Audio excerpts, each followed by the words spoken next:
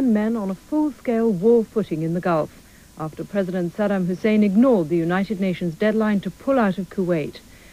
An eerie quiet descended over the Iraqi capital Baghdad as its citizens awaited attack. In Washington, aides of President George Bush said the Allied offensive was likely to be launched sooner rather than later. The Soviet Deputy Foreign Minister said Moscow was pursuing intensive diplomatic contacts with Iraq, urging it to show even minimum flexibility to avert war. Across the United States and Europe, people held candlelit vigils praying for peace. In Saudi Arabia, where the anti-Iraqi forces are massed, the weather was cold and cloudy. Among those at the front line, troops from the British 4th Armoured Brigade finalised their training for an attack.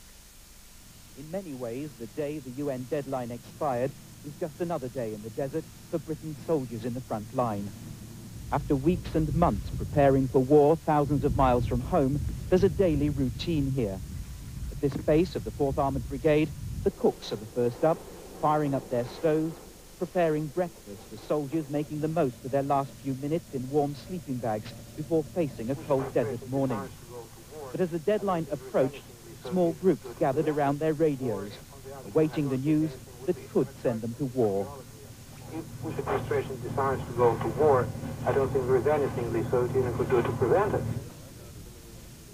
Young soldiers yet to experience the reality of war now resigned to the prospect. Time's dragged over Christmas.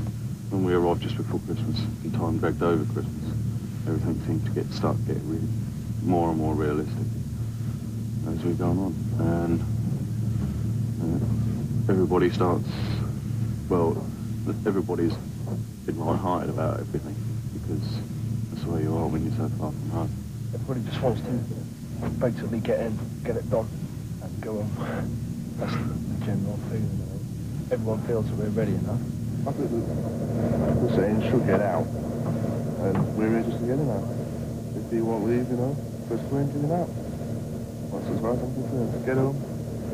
Really life. The commander says he's confident his men are ready. I don't think they look forward to it.